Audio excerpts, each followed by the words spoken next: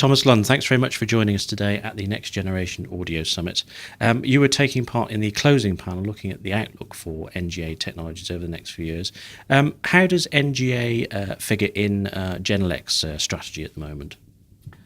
NGA has sort of been at the core of what we've been doing for a while, maybe 5 or 6 years, because we have seen this immersiveness or the trend of trying to be more natural, provide a more natural listening experience as a big step forward, because going from the old 5.1 or 7.1, I would call flat systems, to immersive systems makes a big difference.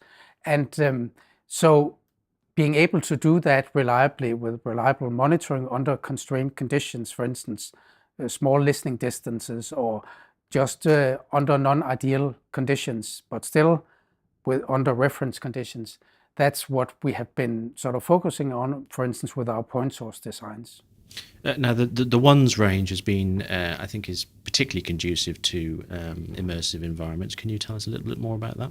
Yes, exactly, because this is where, for instance, what we're doing all the time as engineers is we're using head movements. We're active listeners, so we're not just sitting still in one position, but we're constantly using head movements to localize and to judge immersiveness and things like that.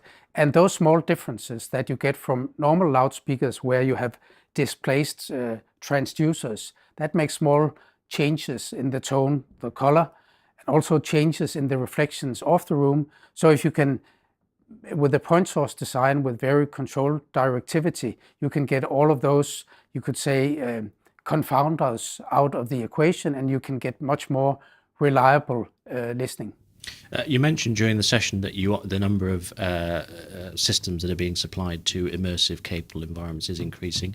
Can you elaborate a little bit on that, which particular areas you see the most interest? Yeah, there's a lot of interest in academia, of course, because a lot of universities or music conservatories are now examining how can they use this technology.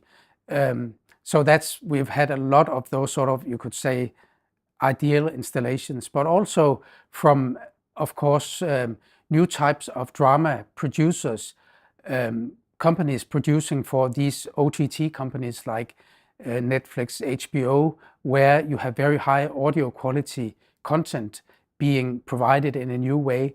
The production standards there are basically going up, so we have seen a lot of sales to this area also. Finally, I know from covering it on SVG Europe, there's been a lot of very high-profile broadcast centre and outside broadcast truck project references this year for Genelec. It seems to have been a very active year. Can you give us a bit of a flavour of what we can expect from the company in 2019? Yeah, we're developing further. Maybe you've noticed that we also developed into more high SPL territory. So the combination, of course, being able to do this at close range, but also to a larger audience, that's been sort of the guiding principle for 2018. And next year, I can't say it more specifically, but we will be developing both these areas a little further and also include new improvements to sort of our binding application called GLM, whereby we can calibrate speakers for different conditions, level-wise, frequency, balance-wise, and of course for different applications. So we'll be improving that as well in next year. Thomas Lund, thanks very much for joining us today. Thanks, David.